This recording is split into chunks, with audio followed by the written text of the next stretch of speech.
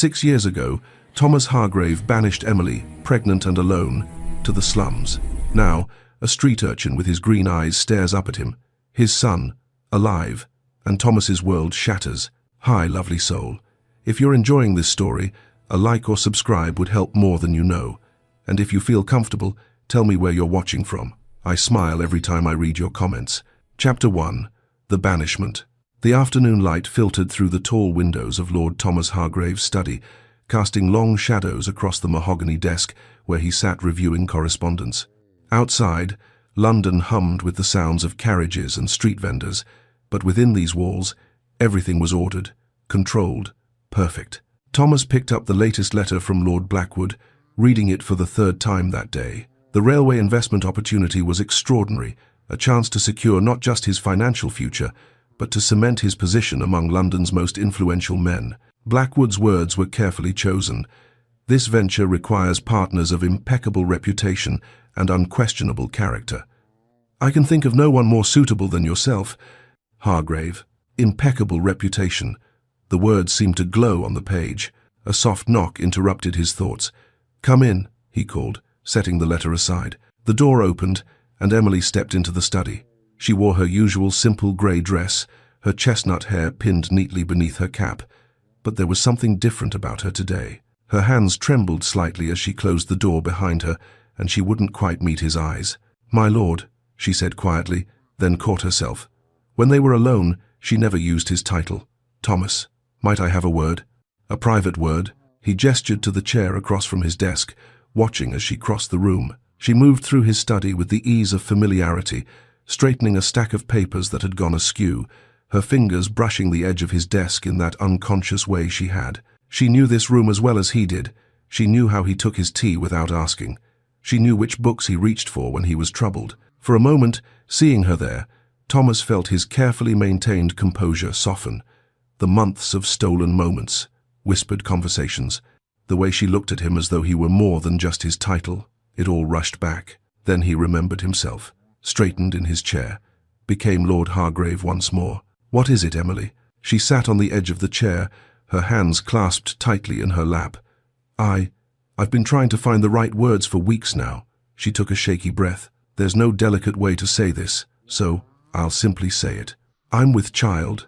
The words hung in the air between them like a physical thing. Thomas felt the world tilt. His first thought was absurdly practical. How far along? His second thought was of Blackwood's letter, still sitting on his desk. Impeccable reputation. "Are you certain?" His voice sounded strange to his own ears, distant, cold. "Yes." Emily's hands twisted in her lap.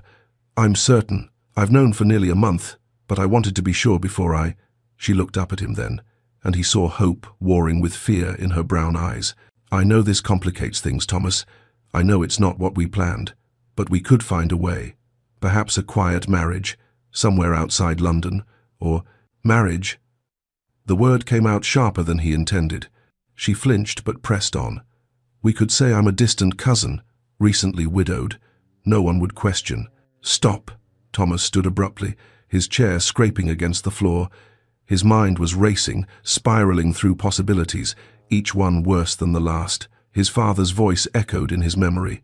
"The Hargrave name is everything. Guard it above all else." He thought of the railway investment, of Blackwood's careful emphasis on impeccable reputation. He thought of Lady Helena Ashworth, whom his mother had been pushing him to court. He thought of the whispers that would follow him through every drawing room, every gentleman's club, for the rest of his life if this became known. A maid. He'd gotten a maid pregnant like some common scoundrel. The shame of it burned through him, and in that moment he couldn't separate his anger at himself from his anger at the situation, at her, at everything that was about to come crashing down around him. "This is—" He turned away from her, staring out the window without seeing anything. "This is impossible. Thomas, please, don't." He held up a hand, still not looking at her. "I need to think." The silence stretched between them. Emily remained in her chair, her breathing shallow, waiting. Thomas gripped the window frame, his knuckles white, his mind a battlefield where pride and conscience fought for dominance. He thought of his father, dead these 5 years, who had drilled into him the importance of the family name, the weight of their position. He thought of his mother, who would look at him with such disappointment. He thought of the scandal, the whispers, the knowing looks, and beneath it all, quieter but insistent, he thought of Emily. The way she laughed at his terrible jokes, the way she'd taught herself to read better simply because he'd lent her books, the softness in her eyes when she looked at him, as though he were worthy of being loved. But that quiet voice was drowned out by the roar of fear and shame. "You'll have to leave," he said finally, his voice flat. Behind him, Emily made a small sound, not quite a gasp, not quite a sob. "Leave," she repeated. "Thomas, I don't understand. I thought—" "You thought what?" He whirled to face her and saw her recoil from whatever she saw in his expression. "That I would throw away everything my family has built? That I would become a laughingstock? I thought you cared for me," her voice cracked. "I thought what we had meant something to you. What we had was a mistake." The words came out like weapons, meant to wound, meant to drive her away before his resolve could crumble. "A moment of weakness that I deeply regret." Emily stood now, her face pale except for 2 spots of color high on her cheeks. "You don't mean that. Thomas, please, think about what you're saying. I've thought of nothing else since you walked through that door." His voice rose, fury and fear tangling together. "Do you understand what this would do to me? To my family's name? I'm about to enter a business partnership worth more than you could earn in a lifetime, and it requires—" He stopped himself, but too late. "Requires what?" Emily's voice was quiet now, dangerous. "An impeccable reputation." The way she said it, with such bitterness, made something twist in his chest. But he pushed it down, buried it beneath layers of self-preservation and pride. "Get out," he said coldly. "Take your shame and leave my house. I'll provide a sum enough to see you through, but I never want to see you again. Do you understand? Never. I loved you." The words were barely a whisper. "I thought you loved me." Thomas said nothing. He couldn't. If he spoke now, if he acknowledged the truth in her words, everything would fall apart. So he remained silent and watched as understanding slowly dawned in her eyes. "I see." Emily's voice was hollow now, all the hope drained from it. "I was such a fool. Emily, don't." She held up a shaking hand. "Don't say my name. Don't pretend there's any kindness left in you." She moved toward the door, her movement stiff, mechanical. "I'll be gone within the hour." "Wait." Thomas reached into his desk drawer, pulled out a small leather purse. He set it on the desk between them. £3. It's all I can spare without raising questions." Emily stared at the purse as though it were a serpent. £3, she repeated flatly. "For 6 years of service. For—" she pressed a hand to her stomach. "For your child. Take it or leave it." For a moment, he thought she would leave it, would walk out with nothing just to spite him. But survival instinct won out. She snatched up the purse, and the look she gave him was pure contempt. "I hope it was worth it," she said. "Your precious reputation, your business ventures. I hope they keep you warm at night, Lord Hargrave." She wrenched open the door and nearly collided with Mrs. Pemberton, the housekeeper, who had clearly been hovering in the hallway. The older woman took one look at Emily's face, then at Thomas, and her expression hardened into something cold and condemning. "Mrs. Pemberton," Thomas said, forcing authority into his voice. "Miss Shaw is leaving our employment. Please see that she collects her things and is escorted from the premises, my lord." Mrs. Pemberton's tone was perfectly correct, perfectly proper, and utterly disgusted. She placed a gentle hand on Emily's shoulder. "Come along, dear. Let's get you sorted." Emily allowed herself to be led away, but at the threshold, she turned back one last time. "I'll tell your child you died," she said. "It will be kinder than the truth." Then she was gone, and Thomas was alone. He stood frozen in the middle of his study, listening to the fading sound of footsteps in the hallway. After a moment, he moved to his desk on unsteady legs and sank into his chair. His hand trembled as he reached for the brandy decanter, poured himself a generous measure. The liquor burned going down, but it did nothing to fill the sudden hollow feeling in his chest. Blackwood's letter still lay on his desk, those words glowing with promise. Impeccable reputation, unquestionable character. He'd preserved his future. He'd protected the Hargrave name. He'd made the only sensible choice. So why did he feel as though he'd just destroyed something infinitely precious? Thomas drained his glass and poured another, staring at the door through which Emily had disappeared. The afternoon light was fading now, shadows lengthening across the floor, and in the growing darkness, he could almost pretend the hollowness in his chest meant nothing at all. Almost. Chapter 2. Survival's Price. The boarding house on Copper Street smelled of boiled cabbage, unwashed bodies, and despair. Emily stood in the narrow hallway, her carpet bag clutched in one hand, £3 weighing heavy in her pocket, Thomas's parting gift, his final insult. The landlady, a wizened woman with suspicious eyes, had quoted her 6p a week for a bed in a shared room. 6 weeks of shelter, then. 6 weeks to find work, to figure out how to survive in a world that had no place for a pregnant woman, with no husband and no references. "Well?" the landlady demanded. "You taking it or not? I've got 3 other girls wanting that bed." Emily forced herself to nod. "I'll take it." The room she was shown to held 4 narrow beds crammed so close together there was barely space to walk between them. The walls were thin enough that she could hear a baby wailing in the next room, and beneath that, a man's angry voice, slurred with drink. The window was cracked, stuffed with rags that did little to keep out the November cold. This was her world now. Emily set her carpet bag on the bed that would be hers and sat down carefully. The mattress was thin, lumpy, and smelled of mildew. Through the wall, the argument next door was escalating, punctuated by the sound of something breaking. The baby's cries grew more frantic. She wrapped her arms around herself, suddenly and violently cold in a way that had nothing to do with the temperature. How did I get here? But she knew. She knew exactly how. 14 years old, standing in the kitchen of Hargrave House for the first time. Everything had seemed so grand, so impossibly clean and orderly. Her mother had gripped her shoulders, looked her straight in the eye. "Keep your head down and your virtue intact, Emily. That's how you survive in a great house. The moment you forget that, you're lost." Emily had nodded solemnly, not fully understanding. She'd been so young, so naive, so certain that hard work and good behavior would be enough. She hadn't counted on green eyes and a kind smile, hadn't counted on stolen moments in the library, on whispered conversations that made her feel seen, truly seen, for the first time in her life. Hadn't counted on love, or what she'd mistaken for it. A door slammed somewhere below, jolting Emily back to the present.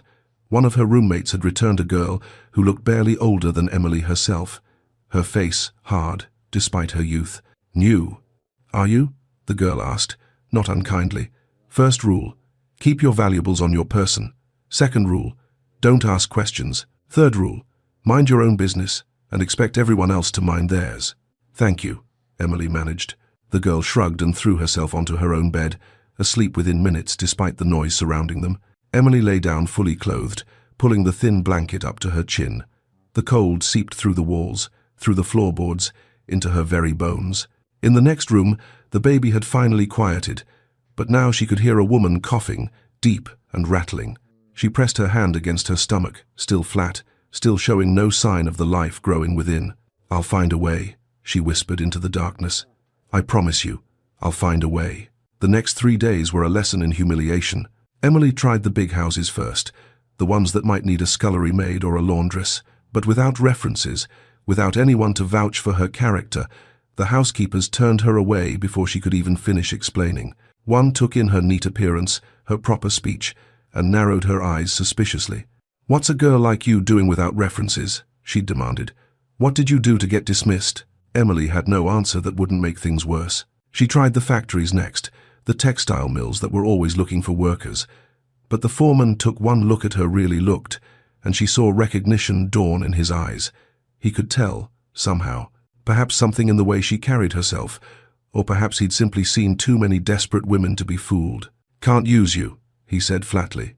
"Come back after the baby," as though it were that simple.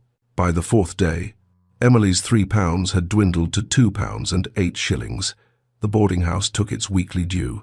Food, cheap as she tried to keep it, still cost money. And winter was coming, proper winter, the kind that killed people in the slums. She was standing outside a bakery, breathing in the warm scent of bread she couldn't afford, when a voice spoke behind her. "You're new to Copper Street." Emily turned to find a woman watching her, perhaps 50 years old, with iron-grey hair and a face lined by hard years but not unkind. She wore a simple dress and apron, both worn but scrupulously clean, and carried a basket of laundry. "I am," Emily admitted warily, remembering her roommate's advice about minding her own business. "Thought so. I know all the regulars." The woman studied her with shrewd eyes. "You're in trouble." It wasn't a question. Emily's hand moved instinctively to her stomach, and the woman's expression shifted not to judgment, but to something like recognition. How far along? There seemed little point in lying. 3 months, perhaps, maybe 4. And the father? Gone. The word came out bitter. He's dead to me. The woman nodded slowly, as though this confirmed something she'd already suspected. I'm Mrs. Dawson. I run a laundry service from my rooms 2 doors down from the boarding house. It's hard work, and the pay is barely enough to keep body and soul together, but it's work. And I don't ask questions. Emily felt something loosen in her chest. Hope, dangerous and fragile. I'm a hard worker. I can sew. Can you keep up with piecework? Mending, mostly. Some sewing. My eyes aren't what they were, and I've more work than I can handle. Yes, I can do that. Mrs. Dawson shifted her basket to her other hip. Come round tomorrow morning, early. We'll see how you manage. But I'll tell you now, girl, this won't be easy. The work is endless, and the pay is barely enough. You'll ruin your hands and strain your eyes, and at the end of it, you'll still be poor. But I'll survive, Emily said quietly. My baby will survive. Something flickered in Mrs. Dawson's eyes, pain, old and deep. Yes, she said, you'll survive. I'll make certain of it. Mrs. Dawson's rooms were cramped and steamy, filled with the smell of soap and the heat from constantly boiling water. But they were clean, and the work, while backbreaking, was steady. As the days turned into weeks, Emily learned Mrs. Dawson's story in fragments, offered during brief rests between loads of laundry. I had a daughter once, Mrs. Dawson said one afternoon, her hands never stopping their work. Pretty thing, clever, caught the eye of a merchant's son. He promised her the world, and she believed him. Emily's hands stilled on the shirt she was mending. She was 16 when she got pregnant. He denied it, of course. Said she was a liar and a whore. My girl. She didn't survive the birth. The baby neither. Mrs. Dawson's voice was matter-of-fact, but her hands trembled slightly. So, you'll survive, Emily Shaw. You'll survive because I'll make certain of it. I couldn't save my daughter, but I can help you. Emily's throat tightened. I don't know how to thank you. Don't thank me. Just survive. That's thanks enough. As winter deepened and Emily's condition became harder to hide, they worked out a system. Emily would take in mending and sewing that could be done in her room, away from prying eyes. Mrs. Dawson would claim the work as her own, collecting payment and passing most of it on to Emily. What will you tell people? Mrs. Dawson asked one evening. When the baby comes, people will ask questions. Emily had been thinking about this for weeks, turning it over in her mind during the long hours of sewing. I'll tell them my husband died, that I'm a widow, and when the child asks about his father, Emily's hand moved to her stomach, feeling the first flutter of movement beneath her palm. Life, real and undeniable. I'll tell him his father was a good man who loved us. I'll tell him, her voice caught. I'll tell him that his father died before he was born, but that he would have been proud, that he had his father's eyes.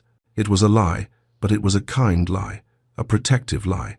Her child would never know the truth that his father had turned them away, had chosen reputation over love, had valued £3 more than their lives. That's wise, Mrs. Dawson said quietly. Children don't need to carry their parents' sins.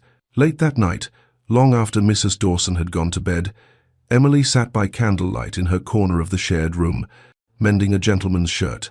Her fingers moved automatically, the stitches small and even despite the dim light. Her roommates snored around her, and outside, the slums settled into their restless nighttime rhythm. She paused in her work, pressing one hand to her stomach.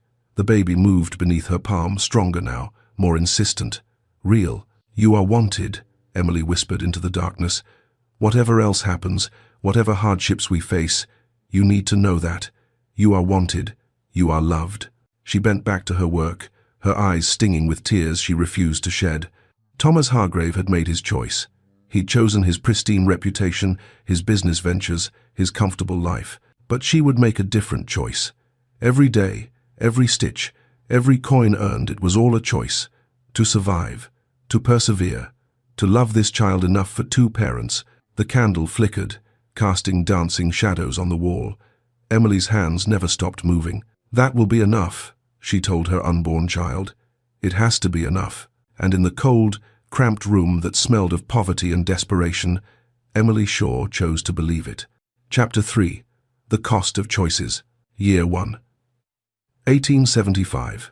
Thomas. The leather chairs at White's were deep and comfortable.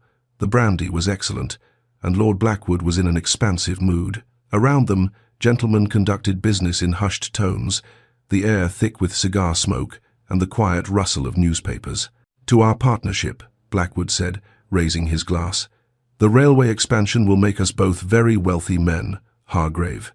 Thomas touched his glass to Blackwood's, managing what he hoped was an appropriate smile. "I'm honored by your confidence. Well deserved, I assure you." Blackwood leaned back, studying Thomas over the rim of his glass. "I hear you dismissed some of your household staff recently. Spring cleaning?" Thomas's hand tightened on his glass. "Simply streamlining the household. More efficient this way." "Quite right. Can't be too careful about who one keeps in employment." Blackwood's tone was casual, but his eyes were sharp. "One bad apple and all that. Reputation is everything in our line of work." "Indeed." Thomas took a long drink, forcing himself to maintain eye contact. The conversation moved on to safer topics: investments, politics, the upcoming season. Thomas participated mechanically, saying the right things at the right moments, but his mind was elsewhere.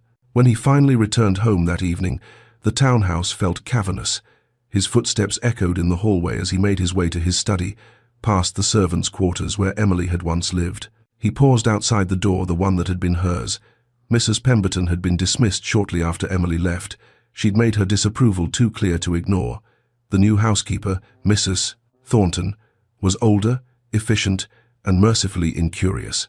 She occupied these rooms now, and everything was proper, orderly, exactly as it should be. So why did the house feel like a tomb?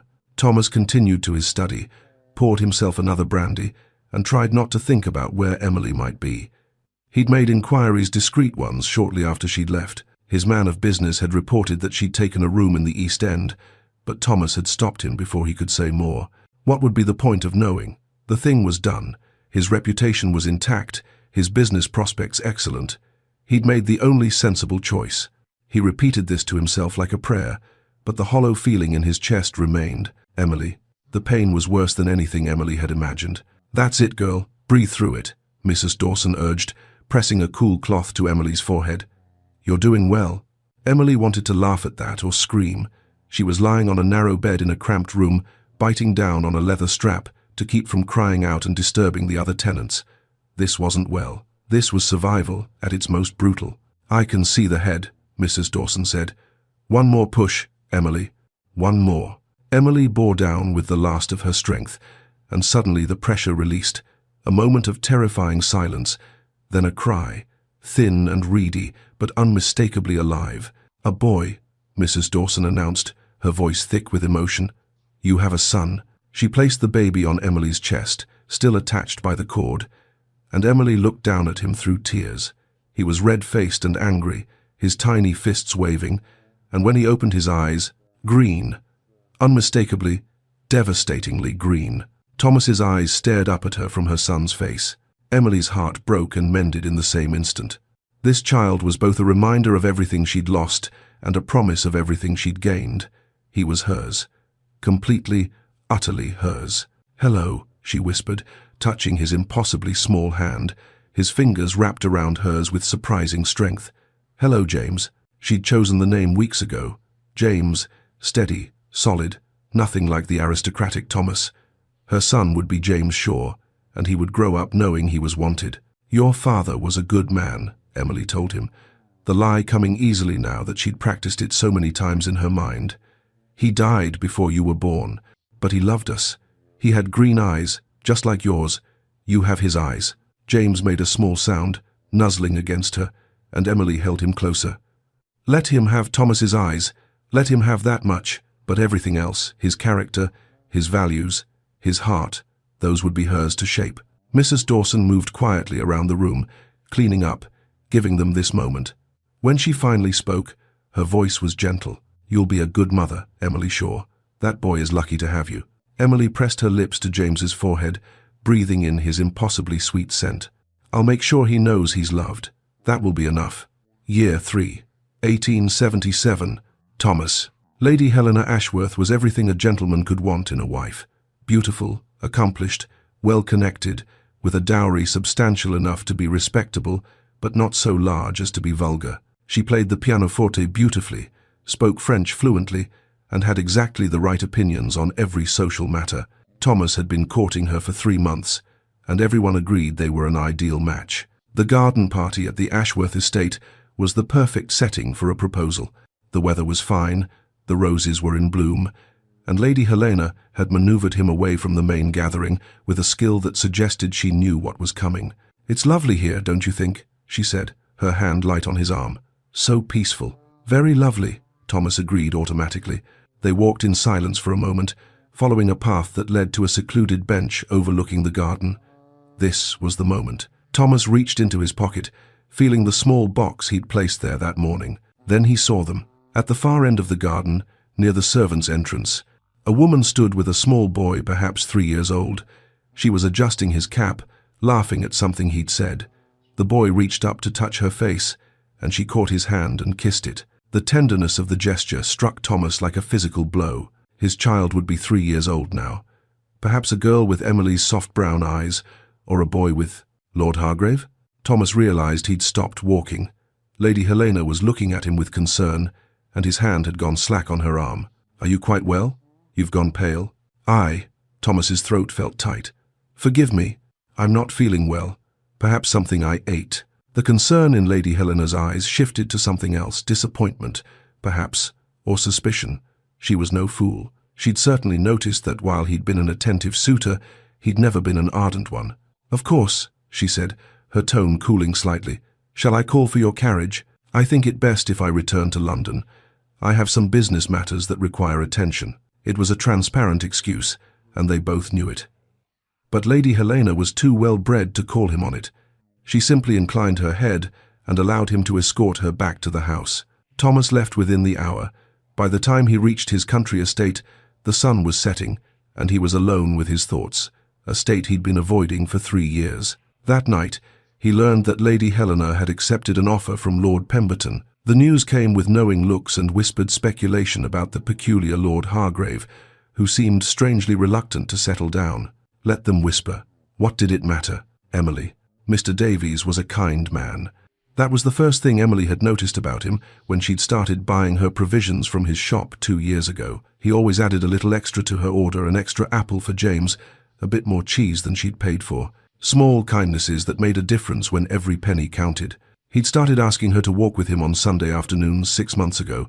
Nothing improper, always in public, always respectful. He'd met James and treated the boy with genuine warmth, teaching him to identify different types of produce, slipping him treats when he thought Emily wasn't looking. "He's a bright lad," Mr. Davies had said more than once. "Credit to you."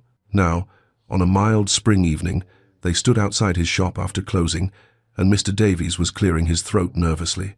"Miss Shaw, Emily, I hope you won't think me presumptuous, but I've grown very fond of you, and of young James. I know your circumstances aren't easy, and I would be honored if you would consider becoming my wife." Emily had known this was coming. She'd seen it in the way he looked at her, the increasing frequency of his small kindnesses. Part of her had been preparing for this moment, weighing the practical benefits. Security for James, a father figure, respectability, a real home instead of cramped rooms above a laundry. These were not small things. But as she looked at Mr. Davies's hopeful face, Emily realized something. She didn't love him.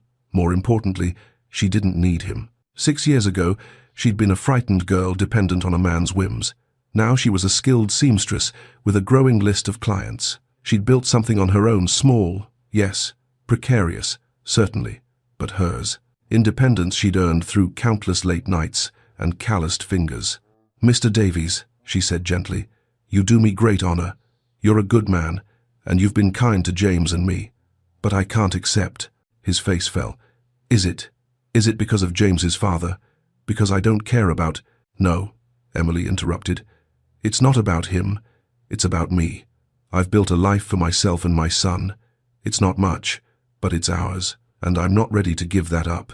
Mr. Davies nodded slowly, disappointment clear in his eyes, but acceptance too. "I understand. If you ever change your mind. You're a good man, Mr. Davies. You deserve someone who can love you the way you deserve." That evening, Mrs. Dawson found Emily in her usual corner, sewing by lamplight while James slept nearby. "Heard Mr. Davies proposed," Mrs. Dawson said without preamble. "Heard you turned him down. News travels fast. In this neighborhood, always." Mrs. Dawson settled into her chair with a grunt. "Still carrying a torch for him? The father?" Emily's hands stilled on her work. She thought about it honestly. Did she still love Thomas? The sharp pain of his betrayal had dulled to a distant ache. She rarely thought of him anymore, except when she looked at James's green eyes. "No," she said finally. "I'm carrying a torch for myself, for what I've built. I won't trade my independence for security, no matter how attractive the offer." Mrs. Dawson smiled, rare and approving. "Good girl. You've got more spine than most." Emily glanced at James, sleeping peacefully, one small hand curled under his chin. "I have to. For him." Year 6, 1880. Thomas. The christening was interminable. Thomas stood in the church, holding his friend Westbrook's newborn son, and felt as though he were drowning. The baby, barely a month old, was so impossibly small, so fragile. His tiny hand wrapped around Thomas's finger with surprising strength, and Thomas felt something crack open inside his chest. His child would be 6 years old now. 6 years. Old enough to talk, to run, to ask questions about the world. Old enough to have a personality, preferences, fears, and dreams. Old enough to be a person, not just an abstract concept Thomas had spent 6 years trying not to think about. "Isn't he wonderful?" Westbrook's wife asked, beaming with new mother pride. "Yes," Thomas managed. "Wonderful." He handed the baby back as soon as he could politely do so and made his excuses, leaving the celebration early. That night, alone in his study, always alone, Thomas drank more than he should have and allowed himself to think the thoughts he'd forbidden for 6 years. Boy or girl? Emily had been 3 months along when he'd sent her away. His child would have been born in, he calculated, late spring or early summer of 1875. 5 years, 5 months old. No, 6 years, almost 6.5 years now. He could find out. He had the resources. One word to his man of business, and he could know everything where Emily lived. Whether she'd survived the birth, whether the child had lived, whether it was a son or daughter. His hand hovered over the bell pull that would summon a servant. Then he stopped. What right did he have to know? He'd made his choice 6 years ago. He'd chosen his reputation, his business interests, his comfortable life. He'd chosen to turn his back on Emily and their unborn child. The railway investment had made him wealthy. His partnership with Blackwood had opened doors to even more lucrative opportunities. He was successful, respected, invited to the best houses, and he was utterly, devastatingly alone. Thomas poured himself another brandy and stared into the fire. Somewhere in London, his child was growing up without knowing him. Perhaps that was for the best. What kind of father would he have been anyway? What kind of father chooses comfort over responsibility? The hollow feeling that had taken up residence in his chest 6 years ago had grown into a chasm. "Emily." "Ma'am, look. I drew a horse." Emily looked up from her sewing to find James holding up a scrap of paper covered in smudged charcoal drawings. The horses were crude but enthusiastic, all spindly legs and flowing manes. "It's beautiful, love," she said, and meant it. At 6 years old, James was endlessly curious about everything, but horses had captured his imagination completely. He drew them constantly, talked about them incessantly, and stopped to stare at every horse and carriage that passed. "When I'm big, I'm going to have a real horse," James announced, settling beside her with his drawings. "A big black one, like the one that pulled the fine carriage yesterday." "That's a wonderful dream," Emily said, smoothing his unruly brown hair. She'd been teaching him to read using old newspapers Mrs. Dawson collected. James had taken to it immediately, his quick mind soaking up words and sounds with ease that delighted Emily and occasionally unnerved her. He was so bright, so hungry for knowledge. What opportunities might he have had if— No, she wouldn't think about that. James's circumstances were what they were, and she would make the best of them. "Ma'am?" James looked up at her with those devastatingly green eyes. "Why don't I have a papa like the other boys?" The question came periodically, more frequently as James grew older and more aware of what he was missing. Emily had her answer prepared, practiced until it came smoothly. "Your papa loved us very much," she said, pulling James onto her lap. "But he's watching over us from heaven. He died before you were born." "What was he like?" He was. He was handsome and clever. He had green eyes, just like yours, and he would have been so proud of you. James considered this, then seemed to accept it as he always did. But Emily noticed the way he watched other fathers and sons in the street, the longing in his eyes, the questions he didn't ask. That night, after James had fallen asleep, Emily sat by the window of their small room, looking out at the sleeping city. Somewhere out there, Thomas Hargrave was living his comfortable life, probably never thinking about the son he'd abandoned. Did he ever wonder? Did he ever lie awake at night and calculate how old his child would be? Did he feel even a fraction of the regret he should feel? Emily told herself she didn't care. She'd built a good life for herself and James without him. They had a roof over their heads, food on the table, and each other. That was enough. But sometimes, in the quiet hours before dawn, she wondered what might have been if Thomas had made a different choice. Miles away, in a townhouse in Mayfair, Thomas Hargrave lay awake in his empty bed, staring at the ceiling and thinking about a child he'd never met. And in the East End, Emily Shaw held her sleeping son and wondered if the man who'd given him those green eyes ever thought about them at all. They were separated by miles and by choices made long ago, but bound together by the child sleeping peacefully, dreaming of horses and a father he'd never known. Chapter 4. Eyes Like Mirrors. The wheel had thrown itself spectacularly, sending the carriage lurching to one side with a crack that echoed down the narrow street. Thomas's driver had sworn quietly, but Thomas had heard it, and now they were stranded in a part of London Thomas rarely saw, and certainly never visited on foot. "How long to repair it?" Thomas asked, stepping down from the carriage. His driver examined the wheel with a grim expression. "An hour at least, my lord. Maybe 2. There's a wheelwright 3 streets over, but I'll need to fetch him." Thomas looked around at the unfamiliar landscape. They were near the docks, having just concluded a meeting about shipping investments. The business meeting had been in a respectable establishment, but the carriage had carried them deeper into the East End before the wheel gave way. "Go," Thomas said. "I'll wait here." "My lord, perhaps you should wait in the carriage." "I'll be fine. Go." The driver hurried off, leaving Thomas standing on a corner that felt like another world entirely. The street pulsed with life, raucous, chaotic, overwhelming. Street vendors called out their wares, in voices hoarse from constant use. Children darted between adults, playing games Thomas couldn't identify. The smell was overpowering. Unwashed bodies, rotting vegetables, horse manure, and beneath it all, the sharp tang of the river. Thomas felt profoundly disconnected from it all, as though he were watching through glass. This was London too, he knew intellectually, but it bore no resemblance to the London he inhabited. His London was clean streets and quiet parlours, measured words and proper manners. This London was raw survival. He was contemplating finding a tavern to wait in when the commotion started. "Thief! Stop him! Little rat stole from my father's shop." A boy burst through the crowd, clutching a loaf of bread to his chest.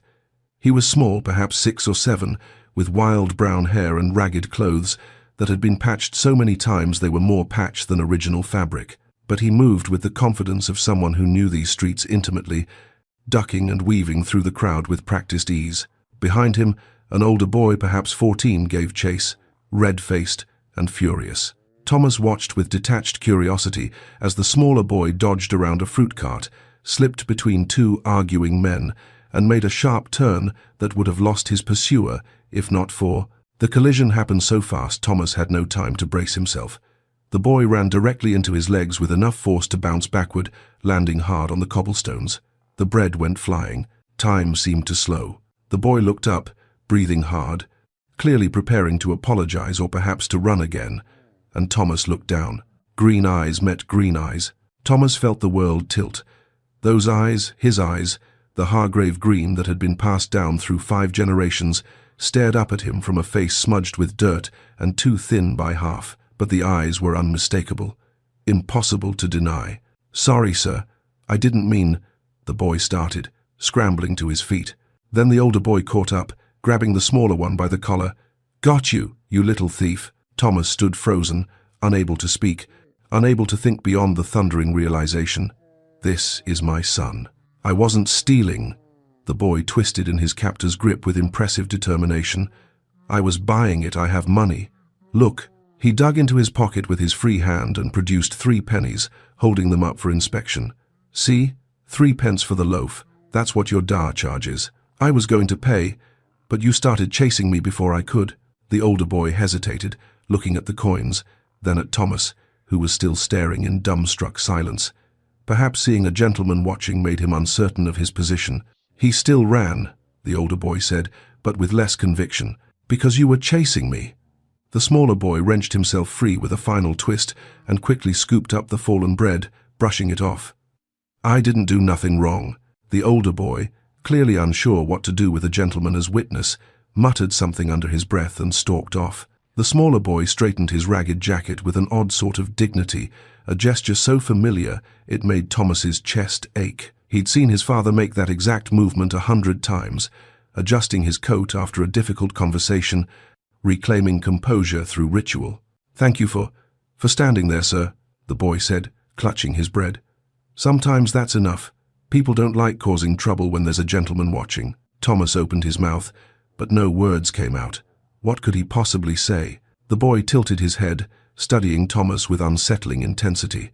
His gaze lingered on Thomas's face, and something shifted in his expression, curiosity perhaps, or recognition of some kind. "You have green eyes like mine," the boy said suddenly.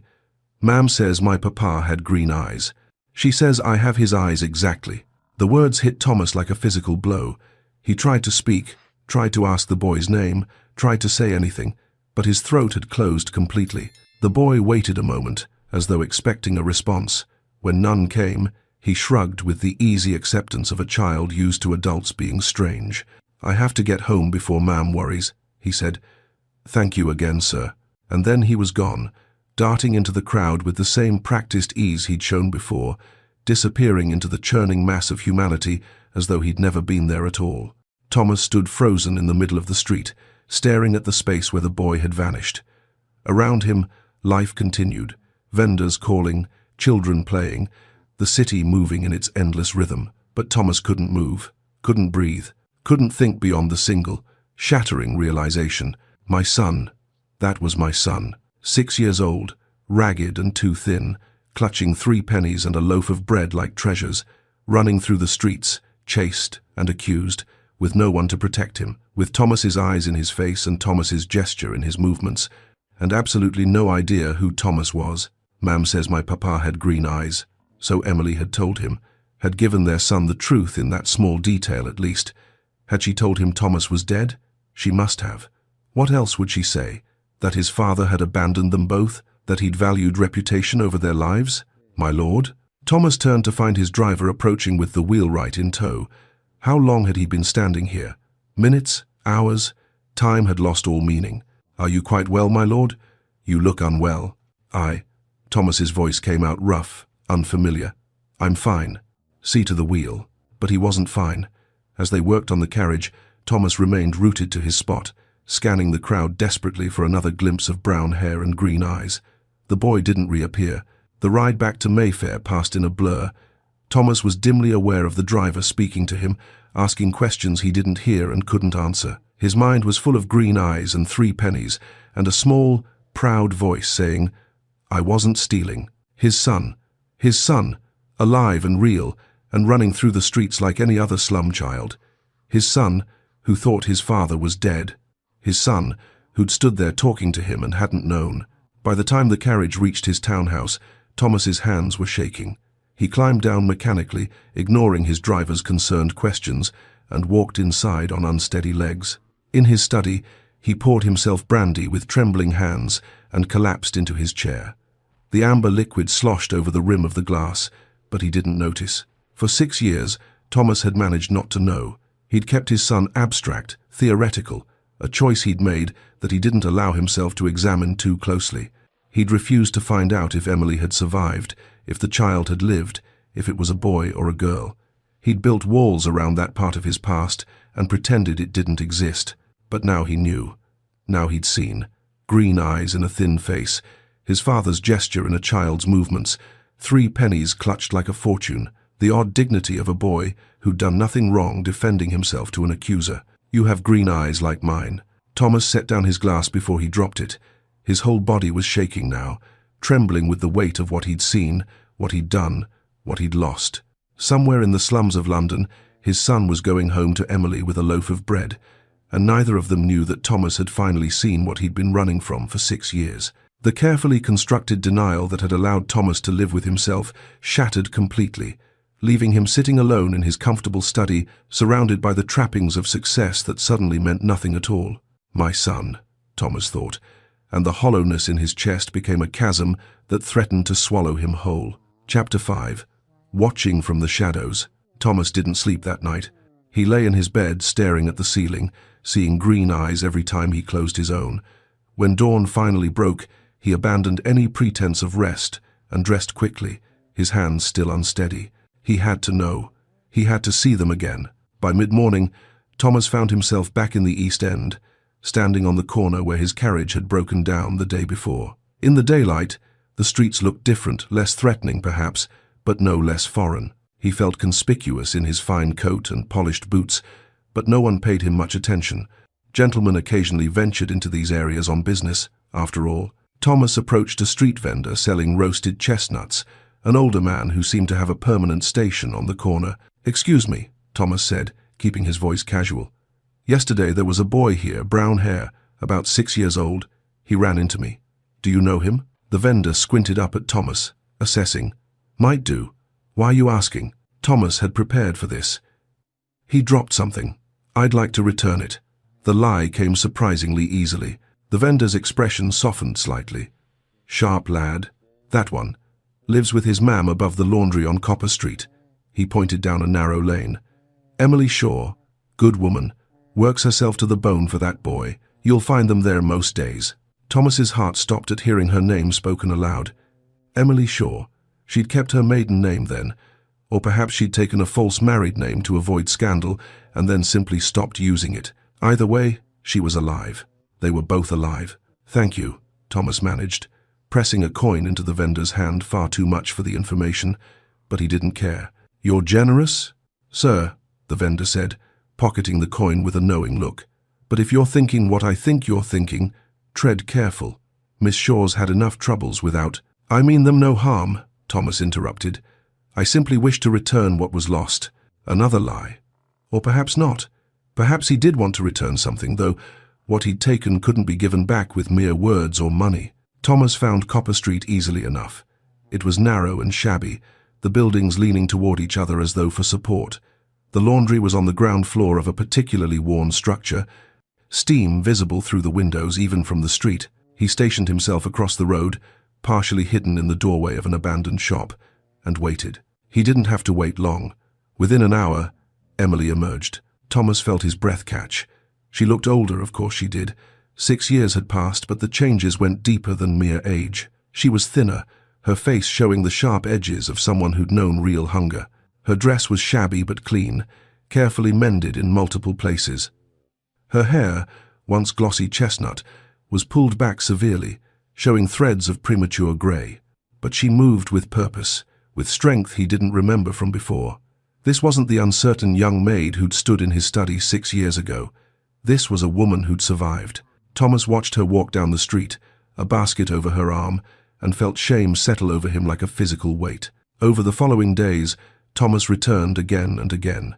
He hired no investigator this time, couldn't bear to delegate this to someone else, couldn't stand the thought of anyone else knowing. He simply came each morning and watched, drawn by a compulsion he couldn't name or resist.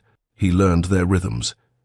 Emily left early for her work. She seemed to do sewing for several households now, not just laundry work. James would emerge later, usually with an older woman Thomas assumed was Mrs. Dawson. The boy would play in the street with other children, inventing elaborate games that seemed to involve a great deal of running and shouting. One afternoon, Thomas watched as James defended a smaller boy from a group of older children.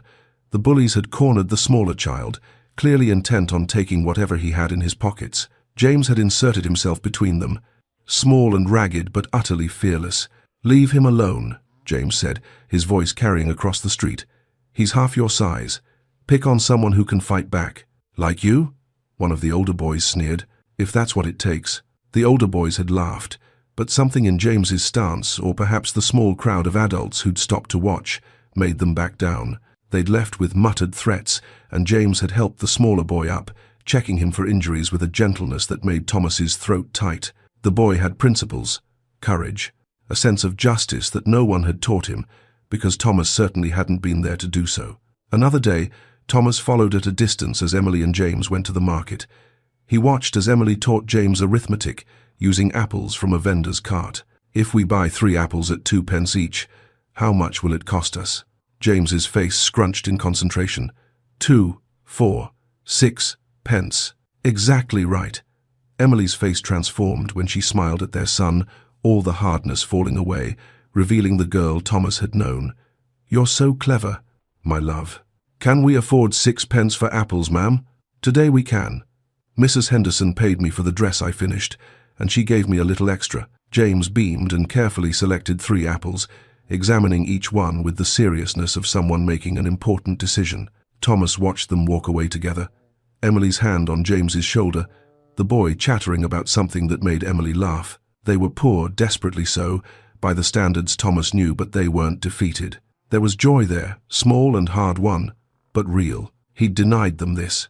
He could have given them comfort, security, a life where Emily didn't have to choose between apples and other necessities, where James didn't have to defend smaller children because no one else would, where neither of them had to struggle simply to survive. The guilt was crushing, but Thomas couldn't stop watching, couldn't stop trying to see who his son was, who Emily had become, what their lives looked like without him. The pivotal moment came on the 5th night. Thomas had been watching Emily's building at dusk, unable to make himself leave, when he noticed the ground floor window was open to catch the evening breeze. He moved closer, staying in the shadows, and could see directly into their small room. Emily was tucking James into bed, a narrow mattress in the corner, patched blankets pulled up to his chin. She sat beside him, a battered book in her hands, and began to read. Thomas couldn't make out the words, but he could see James's face rapt, engaged, occasionally interrupting with questions. After she'd finished reading, James said something Thomas couldn't quite hear, but he saw Emily's expression shift, saw pain flash across her face before she smoothed it away. Her voice, when she answered, was steady and clear enough to carry through the open window. "He would have been so proud of you." Thomas understood. James had asked about his father. Again. And Emily had lied kindly, protectively, to spare their son the truth. "He would have been so proud of you." Thomas backed away from the window, his vision blurring. He made it to a nearby alley before his legs gave out. He leaned against the wall, sliding down until he was sitting on the filthy ground, and for the first time in 6 years, he wept. Silent tears at first, then great shaking sobs that he muffled against his arms. He cried for the years he'd lost, for the son he didn't know, for Emily's strength and the lies she had to tell. He cried for his own cowardice, for the choice he'd made and the price they'd paid. "He would have been so proud of you." But Thomas wasn't proud. He was ashamed, devastated, destroyed by the reality of what he'd thrown away. When he finally composed himself enough to stand, his fine coat was filthy and his face was wet. He stumbled home through the darkening streets, seeing nothing, knowing only that he couldn't continue like this, watching from the shadows, too much a coward to face what he'd done.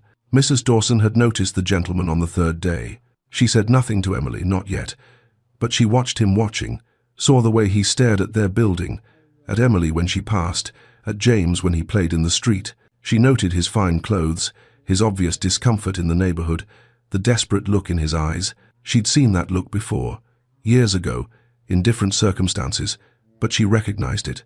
Guilt, longing, regret that came too late. Mrs.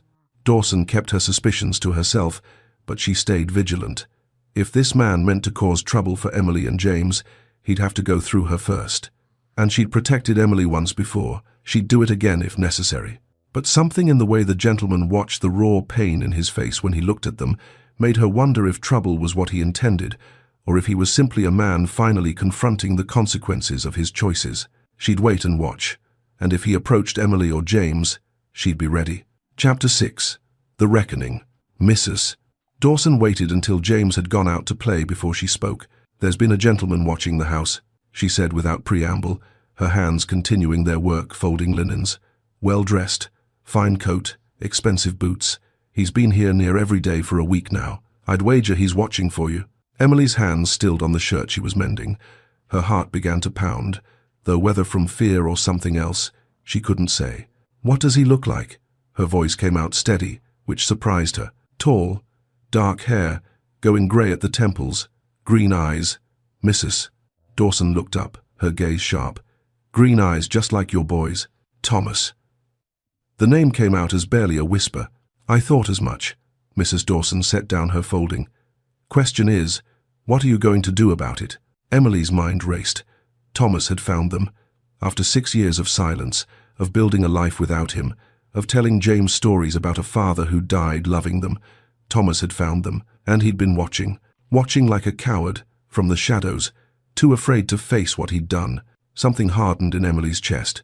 She'd spent 6 years surviving, 6 years being strong for James, 6 years living with the consequences of Thomas's choice. She wouldn't wait passively for him to decide what happened next. Not anymore. I'm going to find him, Emily said, standing. I won't have him lurking about, watching us like some spectre.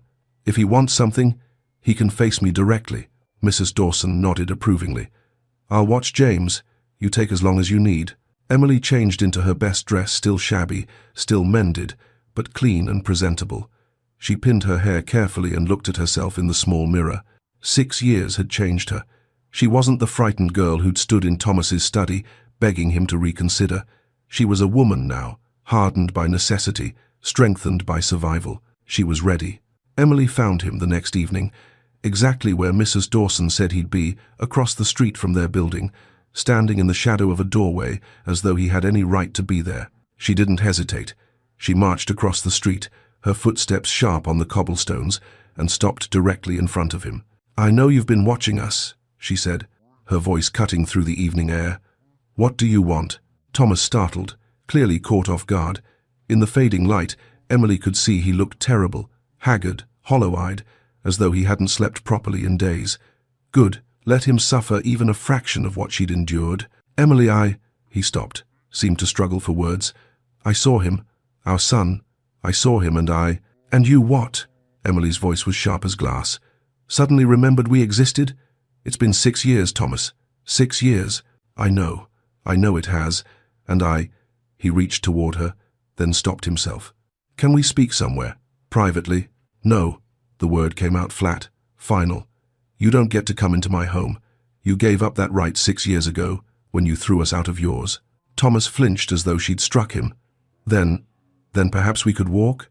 Please, Emily, I need to speak with you.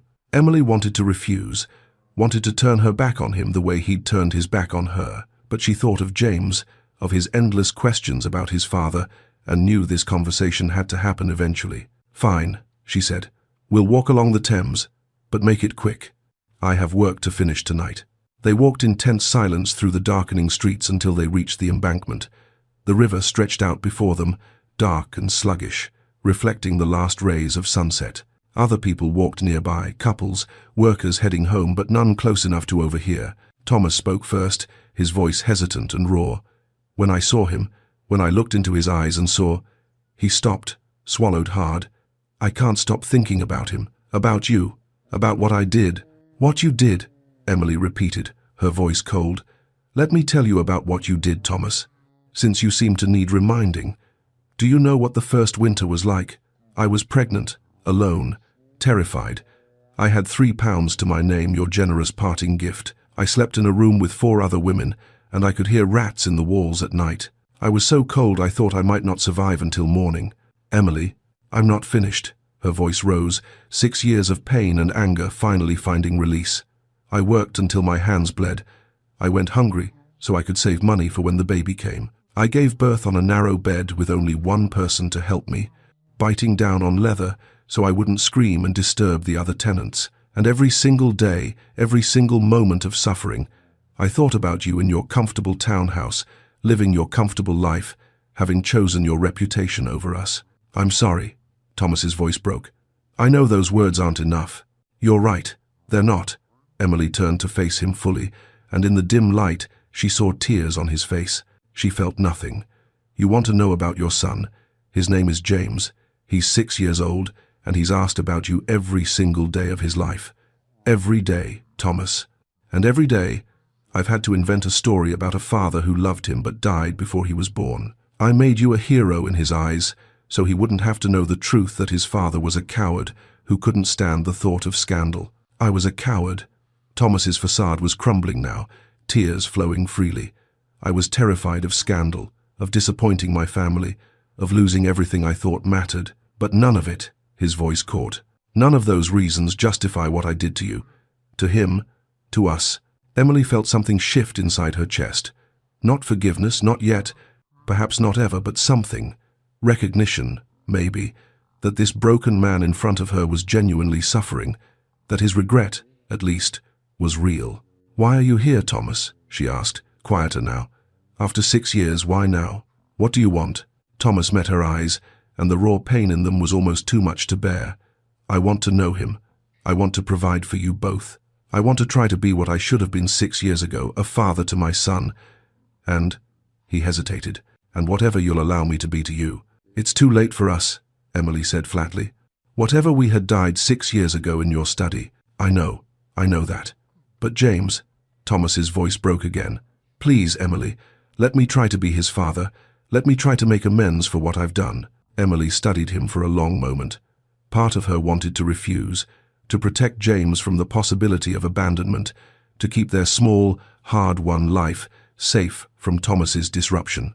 But another part, the part that saw the longing in James's eyes when he watched other fathers and sons, knew that James deserved this chance. "James deserves to know his father," she said slowly. "But I won't let you hurt him. If you come into his life, you stay in his life. No more running when things become difficult. No more choosing reputation over responsibility." "I understand," Thomas said quickly. "I swear to you, Emily." "Do you?" Emily interrupted, her voice hard. "Do you truly understand? Can you look me in the eye and promise me that? Because if you abandon him again, Thomas, it will destroy him. He's a child.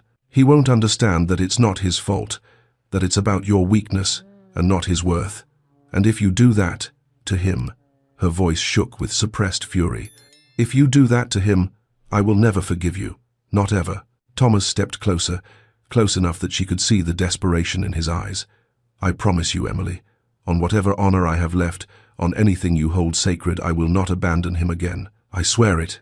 Emily searched his face, looking for any sign of doubt, any hint of the man who'd turned them away 6 years ago. What she saw instead was genuine anguish, deep regret, and something that looked almost like determination. She'd become good at reading people in the past 6 years.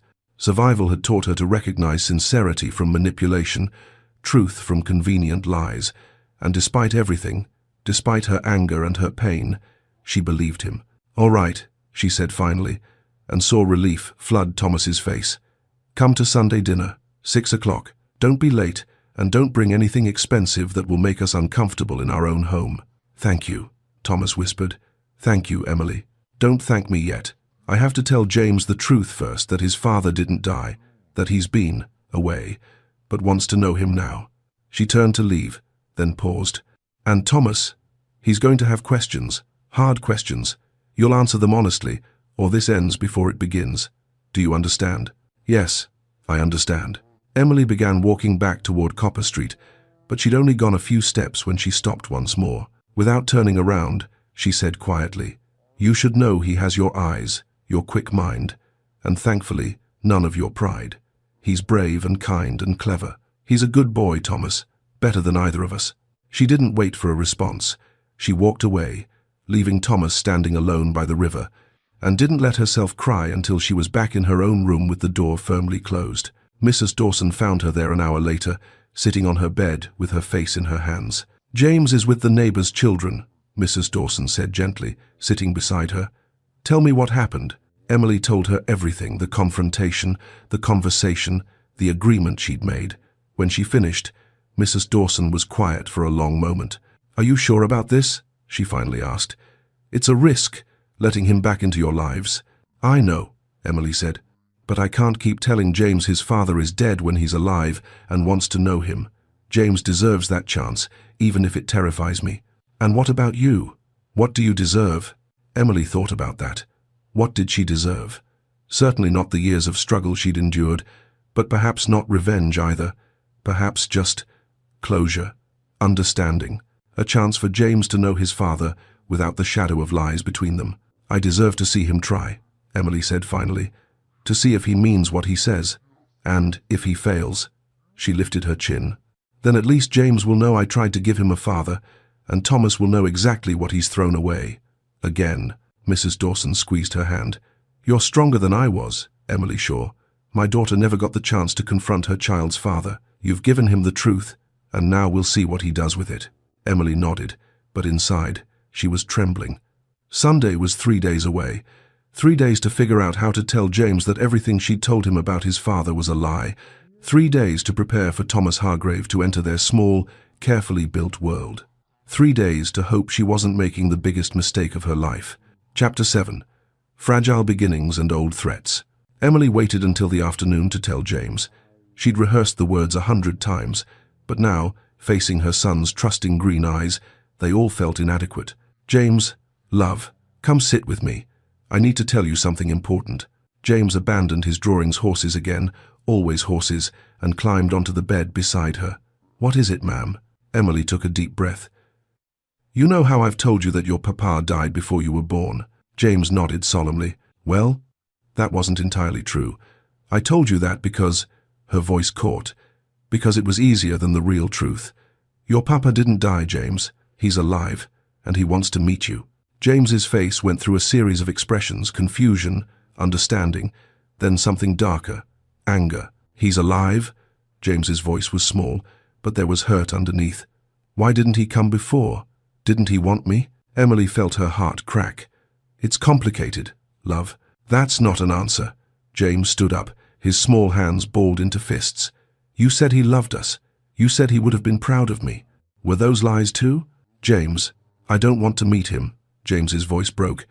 If he didn't want to come before, I don't want him now. But even as he said it, Emily could see the war in his eyes, the hurt battling with desperate hope, the anger fighting with longing. He did want to meet his father. He just didn't want to be hurt again. He's coming to dinner tonight, Emily said quietly. At 6 o'clock. You don't have to talk to him if you don't want to. But I think you should give him a chance. James didn't answer. He went back to his drawings, but Emily noticed he didn't draw horses anymore. He drew nothing at all. Thomas arrived precisely at 6, clutching a package wrapped in brown paper. Emily opened the door before he could knock, her face carefully neutral. He knows, she said quietly. He's not happy about it. Thomas nodded, his own face pale. I understand. James sat at the small table, staring at his empty plate with fierce concentration. He didn't look up when Thomas entered. Hello, James, Thomas said softly.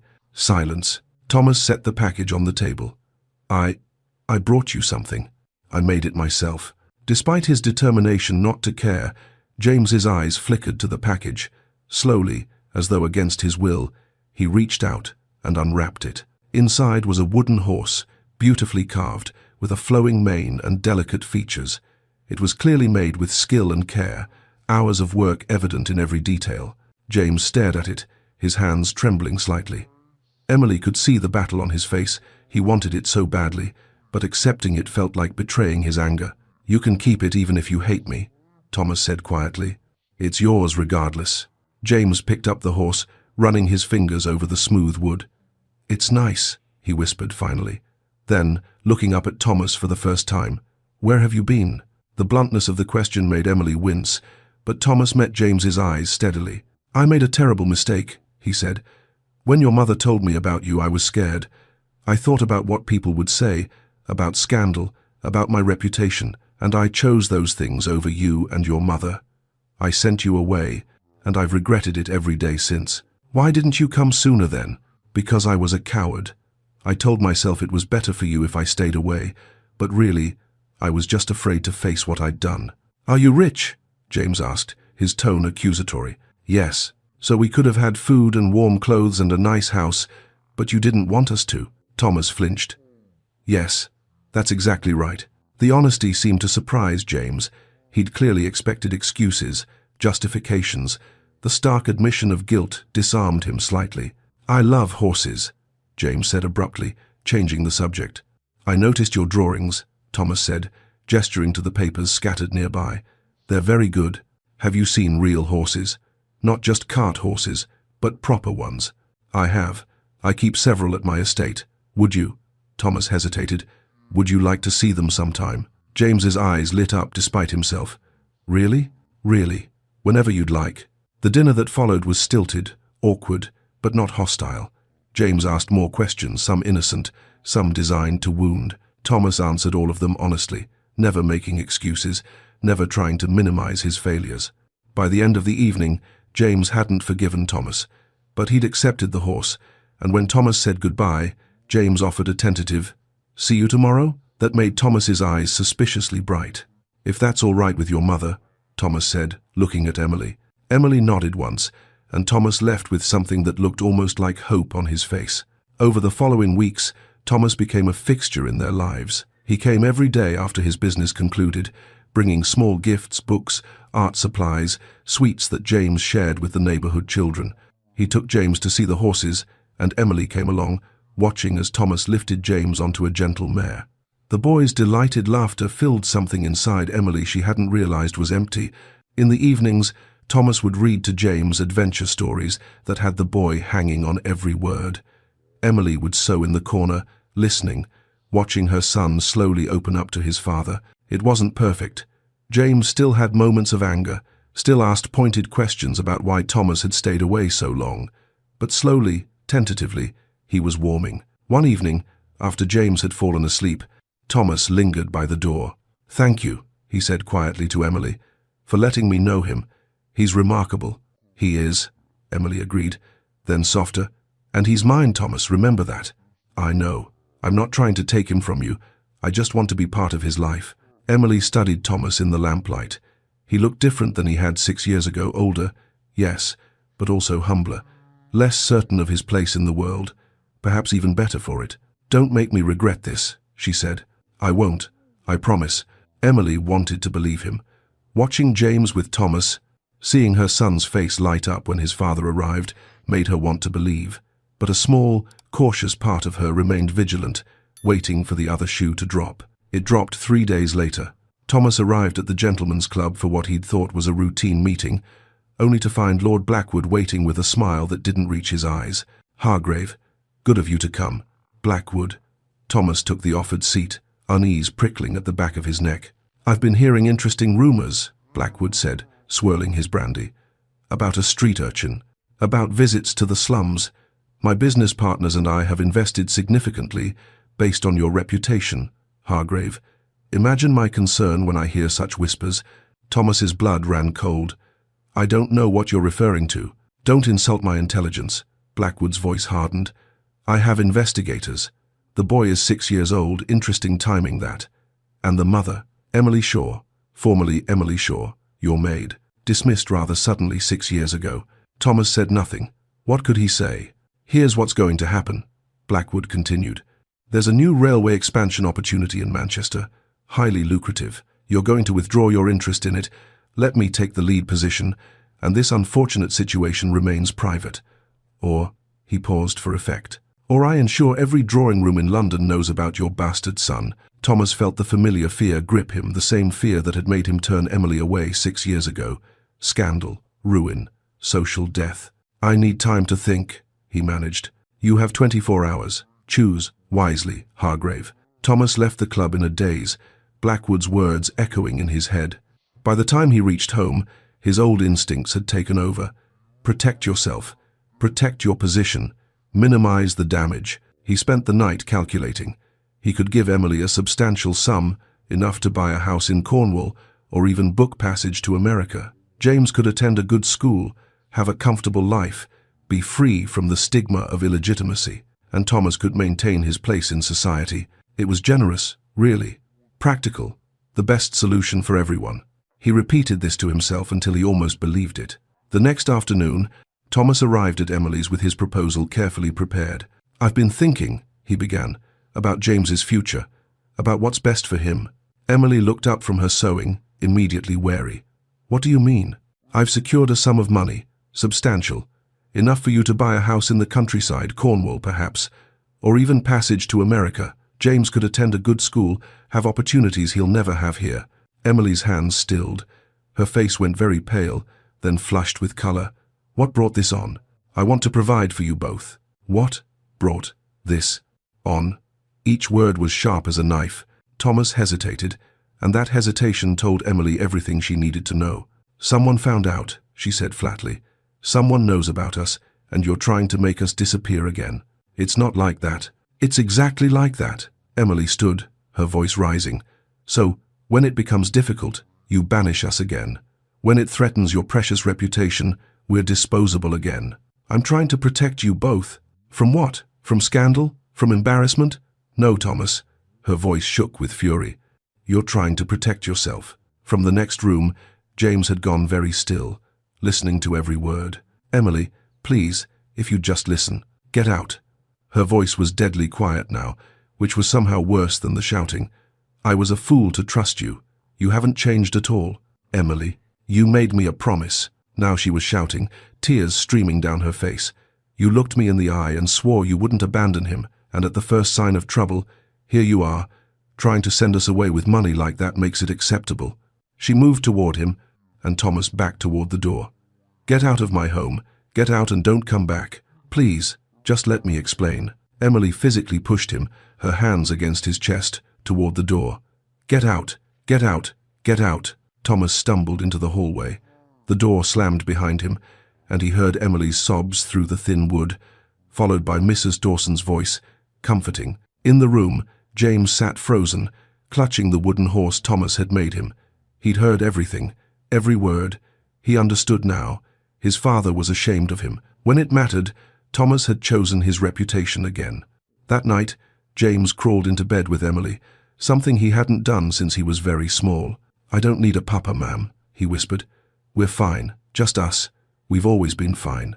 Emily held him tightly, her heart shattering. "I'm so sorry, love. I'm so sorry." Miles away, Thomas stood in his study, staring at himself in the mirror, the same mirror where he'd stood 6 years ago after sending Emily away. The same coward looked back at him. He poured himself brandy but found he couldn't drink it.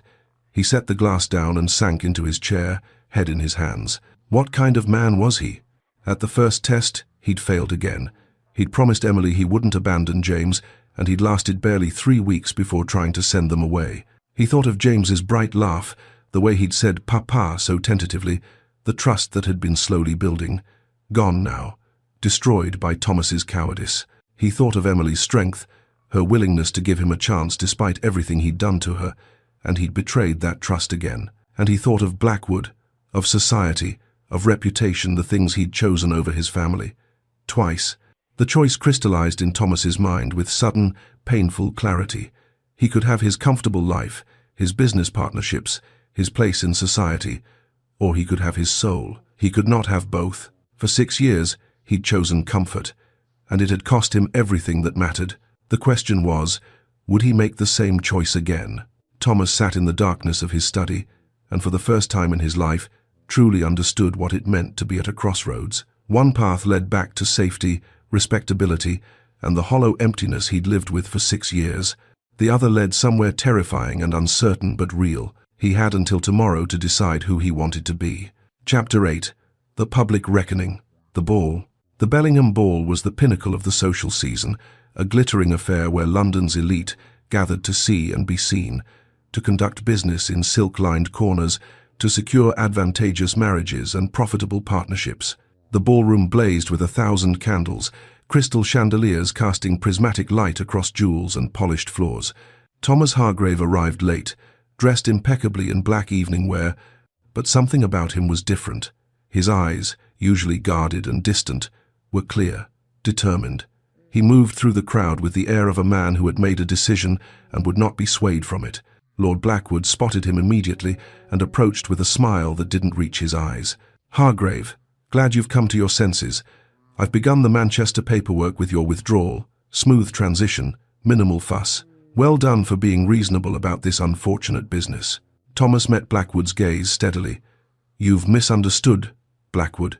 I'm not withdrawing." The smile vanished from Blackwood's face. "I beg your pardon? I said I'm not withdrawing from the Manchester investment, nor from any of our other partnerships, for that matter." Blackwood's expression hardened. "Then you understand the consequences? You understand what I'll be forced to do?" "I do." Thomas's voice was calm, almost serene. "In fact, I'm counting on it."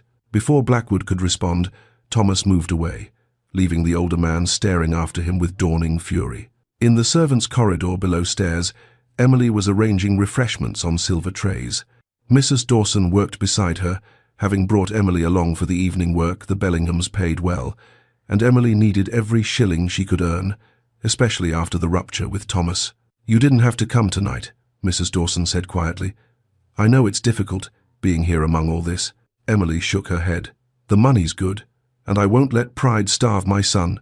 She'd been working in mechanical silence, trying not to think about the opulent world just above her head, the world Thomas inhabited, the world she'd briefly thought might have room for her and James. She'd been a fool. Then she heard the commotion from the ballroom. Raised voices, a sudden hush in the conversations. "What's happening?" one of the other servants asked, craning to see.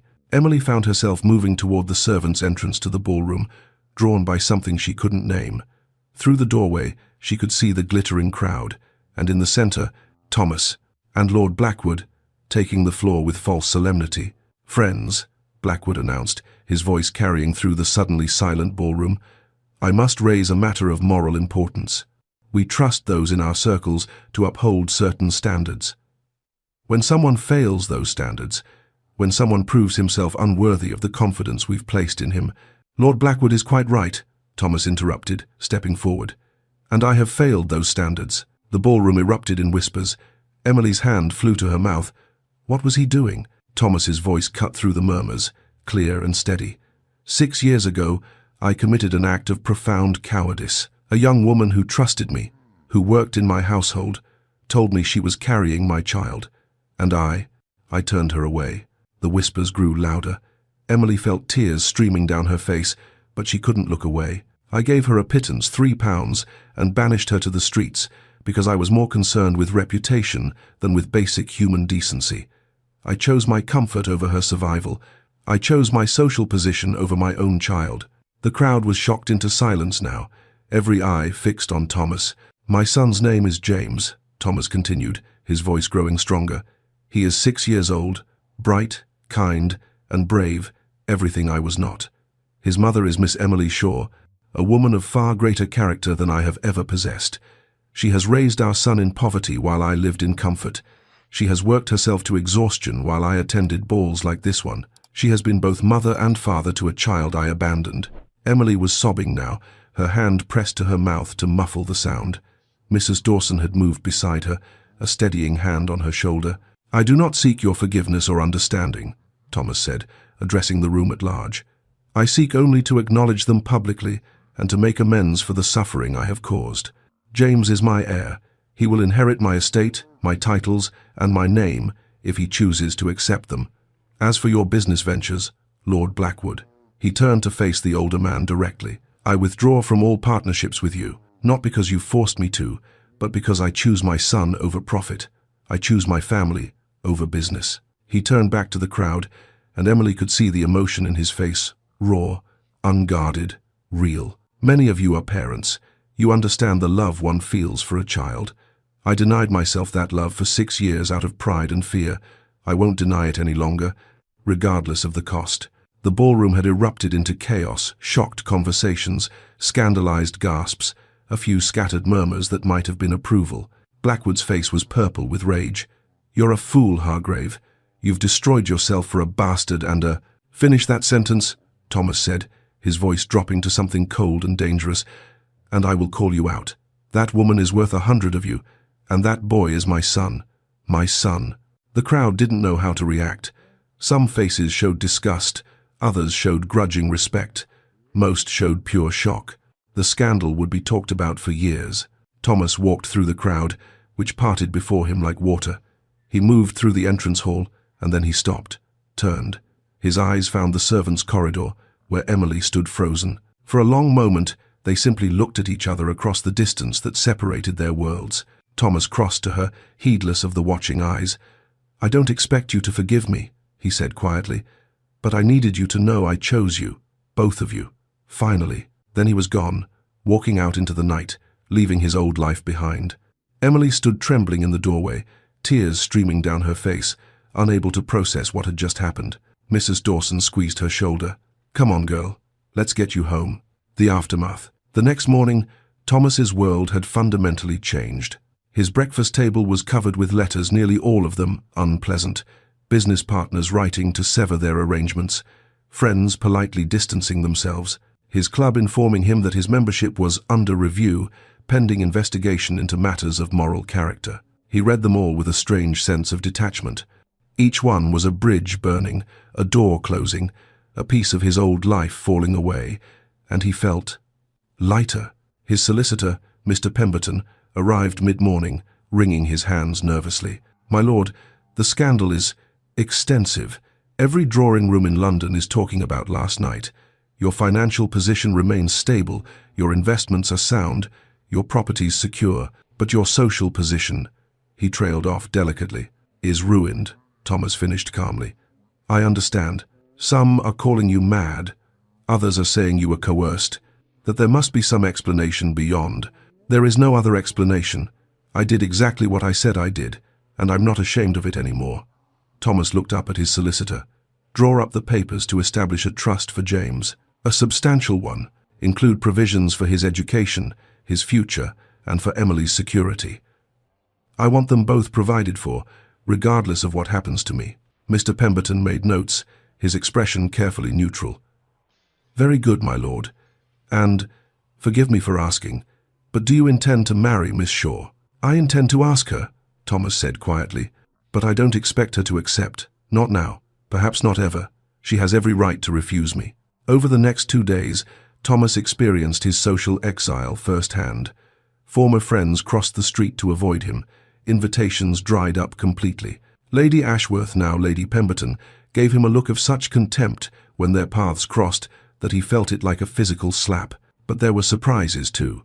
Lord Westbrook, his friend who'd had the christening, stopped him on the street. "Hargrave, I heard about the ball." Thomas braced himself for condemnation. "That took courage," Westbrook said quietly. "More than I think I'd have, in your position. The boy's lucky to have you fighting for him now." It was the first kind word Thomas had received in 2 days, and it nearly undid him. Thomas didn't go to Emily immediately. He knew she needed time to process what had happened, to decide what it meant, if anything. He'd made his grand gesture, but he understood now that grand gestures weren't enough. It was the daily choice to show up, to be present, to choose family over comfort. That was what mattered. So he waited, working with his solicitor to secure James's future, and tried not to hope too much. On the 3rd day, Emily came to him. Mrs. Pemberton showed her into the study with a nod of approval. The housekeeper had heard what Thomas had done at the ball, and her opinion of him had shifted considerably. Thomas rose when Emily entered, his heart pounding. She looked tired, her face drawn, but there was something different in her eyes. Not forgiveness, exactly, but perhaps consideration. "Mrs. Dawson says I'm a fool if I don't at least hear you out," Emily said without preamble. She said men rarely change, but when they do, it's foolish to punish them for becoming better. "I don't deserve," Thomas began. "No, you don't," Emily interrupted. "But perhaps that's not the point anymore. I've spent 6 years being angry, Thomas. 6 years carrying that hurt, that betrayal, and I'm tired. I'm so tired." She sat in the chair across from his desk, the same chair she'd sat in 6 years ago when she'd told him about the pregnancy. But everything was different now. They were different. "What you did at the ball," Emily's voice was soft. "You know you've destroyed your reputation." "My reputation was built on a lie," Thomas said simply. "Let it burn. People are talking, saying terrible things about you, about us. Let them talk." Emily studied him for a long moment. "James heard us arguing. The night you came with that proposal to send us away. He heard everything. He thinks you're ashamed of him." Thomas felt as though he'd been struck. "Then I need to tell him the truth. May I? Please. You understand this isn't about grand gestures anymore." Emily's voice was intense now. "It's not about public declarations or trust funds or any of that. It's about showing up, day after day, being present even when it's difficult, even when it's boring, even when there's no one watching to applaud you for it." "I understand," Thomas said. "I can't undo the past, Emily. I can't give you back those 6 years, can't erase the suffering I caused. But I can choose differently now. I can be the man I should have been from the beginning. Let me try, please." Emily was quiet for so long that Thomas thought she might refuse. Then, slowly, she nodded. "I won't marry you," she said. "Not now, perhaps not ever. I've built a life on my own terms, and I won't lose that. I won't become Mrs. Thomas Hargrave and disappear into your shadow. I'm not asking you to, Thomas said quickly. I'm asking only for the chance to be James's father, and perhaps to earn your trust again, in time, however long it takes. Emily stood, and for a moment, Thomas thought she was leaving. Instead, she moved to the window, looking out at the street below. Come to dinner tomorrow evening, she said finally. 6 o'clock. And Thomas, when you tell James you're not ashamed of him, mean it, because he'll know if you don't. Children always know. I will. I do mean it. Emily nodded once and left, leaving Thomas alone with the first real hope he'd felt in days. New beginning. Thomas arrived at Emily's rooms precisely at 6 the next evening, his hands trembling slightly as he knocked. Emily opened the door. He's in the other room. He knows you're coming, but he won't look at me, won't talk about it. Thomas stepped inside, and there was James, sitting in the corner with his arms wrapped around his knees, the wooden horse Thomas had carved, sitting forgotten nearby. Thomas crossed the room and knelt to James's level, making himself small, non-threatening. I need to tell you something important, Thomas said gently. You heard me and your mother arguing the other night. You heard me talking about sending you away. James didn't respond, but Thomas saw his shoulders tense. You think I don't want people to know about you, that I'm ashamed of you, aren't you? James's voice was small, broken. You wanted to send us away where no one would see us. I was afraid, Thomas admitted. A bad man threatened to tell everyone about you, and for a moment, just a moment, I let that fear control me. I thought about making the same mistake I made 6 years ago, choosing my comfort over you. But then I realized something. He reached into his coat and pulled out a newspaper, spreading it on the floor between them. The headline was bold and unmistakable. Lord Hargrave acknowledges illegitimate hire. Look at this, Thomas said. See what it says? I stood up in front of everyone who matters in London society, everyone I was so afraid of 6 years ago, and I told them about you. I told them your name. I told them you're my son and my heir. I told them because I'm proud of you, James. I'm proud you're my son. James picked up the newspaper with trembling hands, staring at the headline. You told everyone? Everyone. And they're angry with me now. They think I'm foolish. Some of them won't speak to me anymore. But I don't care, because nothing is worth losing you. Not money, not reputation, not anything. But why did you want to send us away then? James's voice was still uncertain, still hurt. Thomas took a deep breath. Because I was scared. And when I'm afraid, I sometimes make terrible choices. I did it 6 years ago when your mother told me about you, and I almost did it again the other night. But I'm not going to do it anymore. I'm going to make a different choice now. I'm going to choose you. Every single day, I'm going to choose you. James looked up at him with those devastating green eyes, Thomas's own eyes looking back at him. Promise? I promise. And this time, I'll keep my promise. I'll prove it to you, not with words but with actions. Every day, for as long as you'll let me. James was quiet for a long moment. Then, tentatively, can we still go see the horses? Thomas felt his eyes sting with tears. Whenever you want. Tomorrow, if you'd like. Okay. James's voice was small, but it was something, a beginning. 6 weeks passed. Thomas had moved Emily and James to a comfortable house in a respectable neighborhood. Not grand, not his townhouse in Mayfair, but something that could be theirs. A place where James could have his own room, where Emily could work without the constant noise and smell of the slums, where they could build something new together. Emily had resisted at first, wary of accepting too much, of losing her hard-won independence. But Thomas had been careful to put the house in her name, to make it clear this was hers, not a loan or a gift that came with strings attached. He visited every day. Sometimes he took James to the park or to see the horses. Other times they simply had dinner together, the three of them around a table, learning how to be a family.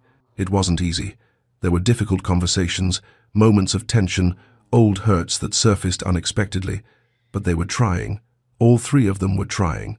One evening, after James had gone to bed, Emily and Thomas sat in the small parlor, tea growing cold between them. Do you think you could ever love me again? Thomas asked quietly. It was a question he'd been afraid to ask, but it had been weighing on him for weeks. Emily looked at him for a long moment. I don't know, she said honestly. I think I never stopped, which is perhaps the problem.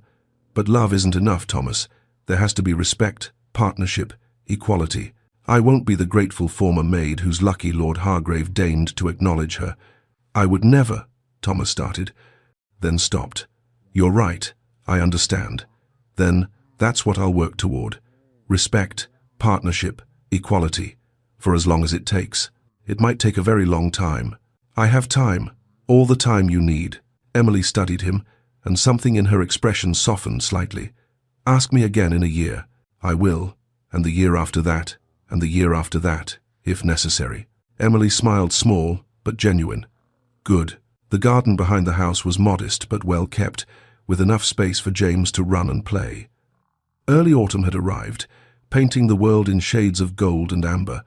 Thomas arrived to find James racing around the garden, engaged in an elaborate game that seemed to involve sticks as horses and a great deal of running. The boy was talking a mile a minute, narrating his adventure to an audience of no one.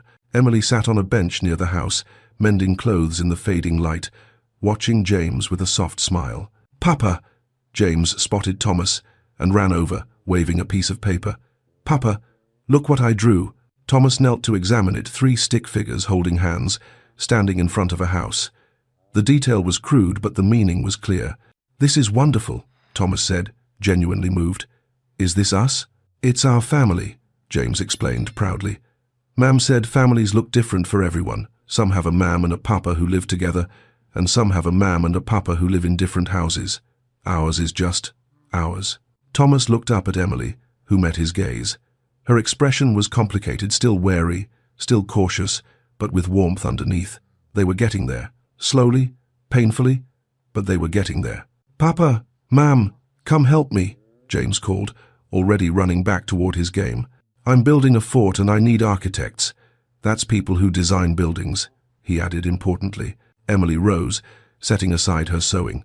She and Thomas walked toward their son together, not touching, but side by side, sharing the same space, the same purpose. "He forgives easily," Emily said quietly.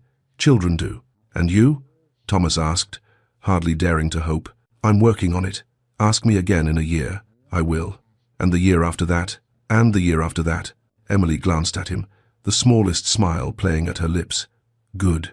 They reached James, who immediately put them to work, gathering sticks and leaves for his imaginary fort. The 3 of them knelt in the grass together, and for the first time in 6 years, they were together. A family. Not a perfect family, not a traditional family, but a real one forged through pain, tested by betrayal, built on second chances, and the daily choice to show up, to try, to love despite the hurt. Thomas watched Emily laugh at something James said, saw his son's joy as he explained his elaborate architectural plans, and thought, this is redemption. Not a moment, but a life lived differently. Not a grand gesture, but 1,000 small choices to be present, to be better, to choose love over comfort. The sun was setting, painting the garden in golden light. James's laughter filled the air. Emily's hand brushed Thomas's as they both reached for the same stick, and she didn't pull away immediately. It was enough. For now, it was enough. And tomorrow, Thomas would wake up and make the same choice again. And the day after that, and the day after that, for as long as it took, for the rest of his life. Because this messy, complicated, beautiful family was worth every sacrifice, worth more than reputation, more than comfort, more than anything else in the world. "Higher," James called, pointing to where he wanted them to stack the sticks. "The fort needs to be higher to keep out the dragons." "There are dragons now?" Emily asked, amused. "Of course there are dragons, ma'am. Every good fort has dragons to defend against." Thomas caught Emily's eye, and they shared a smile, tentative, fragile, but real. A beginning. In the golden light of early autumn, 3 people who'd been torn apart by pride and fear and cowardice were slowly, carefully, finding their way back to each other. Not perfect, not easy, but real. And that was enough. If this story of redemption, second chances, and the courage to choose love over pride touched your heart, I'd be so grateful if you'd take a moment to like this video and subscribe to Lyra's Romance Stories. Your support helps me bring more emotional historical romance tales to life. What did you think? Did Thomas deserve Emily's forgiveness? Could you relate to Emily's struggle between protecting her heart and giving James a chance to know his father? Share your thoughts in the comments below. I read every single one, and I love hearing your perspectives on these complex emotional journeys. If you enjoyed James's story and want more tales of Victorian romance, betrayal, and hard-won redemption, click the bell icon so you never miss a new story. And if you know someone who loves deeply emotional historical romances about flawed characters finding their way back to each other, please share this video with them. Stories like this remind us that it's never too late to choose differently, to be brave enough to face our mistakes, and to fight for the people we love. Thank you so much for spending this time with Thomas, Emily, and James. Their journey may have ended, but more stories of love, loss, and second chances await. Until next time, may your own story be filled with courage, forgiveness, and love that endures.